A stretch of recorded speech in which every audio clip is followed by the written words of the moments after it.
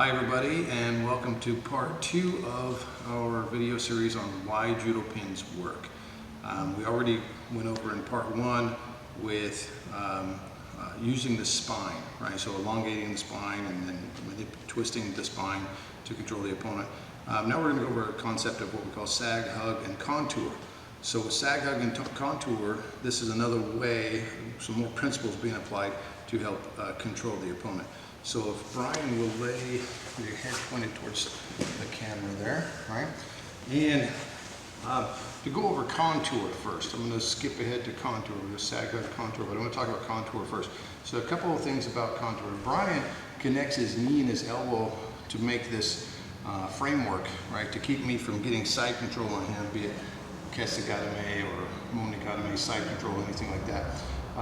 This is a pretty solid structure. That's why we use it, right? So if I just press into this, nothing's really going to happen. But if I rotate my body and turn, right, I can work my way into this, and I'm contouring it, right? That's one portion of the concept of contour. The other part is how our bodies are shaped, right? We're not perfectly round, we're not perfect cylinders, we don't have these straight lines, we've got all these curves and crevices and divots, right?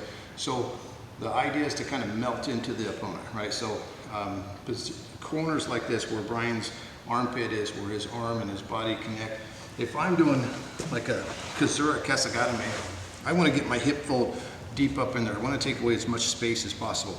So I'm contouring into that position here, right?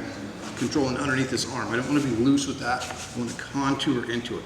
I want to melt into chest-to-chest pressure on him as well, right? So that's another part of the concept of contour. Sag is when we're on our opponent, and instead of being stiff and rigid, we actually relax and we make ourselves into almost like a water balloon on top of the person. So when I'm here and I've got Brian in this, what we call Monogatame, we've got this side control. I want to get in here nice and tight. I've got all my contour working, but right now if I'm stiff and rigid, do you feel much pressure, Brian? No. Not really, right? Can you count to 5? 1, 2, 3, 4, 5. Good, okay. So now he's going to do that again, and I'm going to do my sag, okay? 1, 2, 3, 4, 5. Okay, so all I did was I changed my weight position just a little bit, and I relaxed my body, so I just kind of sagged on it, okay? So that right there makes a big, big difference, right? It's hard to lift dead weight, and I become dead weight on top of him. Makes it hard for him to move me. So, and then the hug portion is just putting a squeeze on somebody, right? So when we're putting the squeeze on them, we're not doing that all the time, right? If we do that all the time, then we're gonna exert a lot of energy and we're gonna become exhausted. We want this guy to be exhausted. I want to use as little energy as possible and want him to use maximum energy and wear himself out, right? So in this position here, if Brian decides that he's going to try to escape, 1, I've already got my sag going. 2, I've got the contour going. I've got control of his head. I'm manipulating his spine, right? So we have all those principles being applied. If he goes to move, I just hug a little bit, right? And then I can release. He goes to move again, I hug. I just put the brakes on, basically.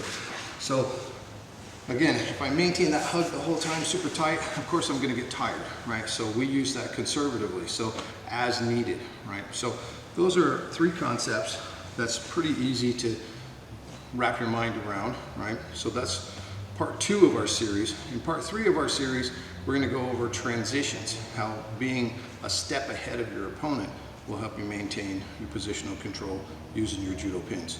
So thanks for joining us, and if you like this video, please give us a thumbs up and be sure to subscribe to the channel so you can watch more videos, and click on that notification bell so that you'll get notified when we make new videos. That's it for today. Now we've got places to go and people to throw.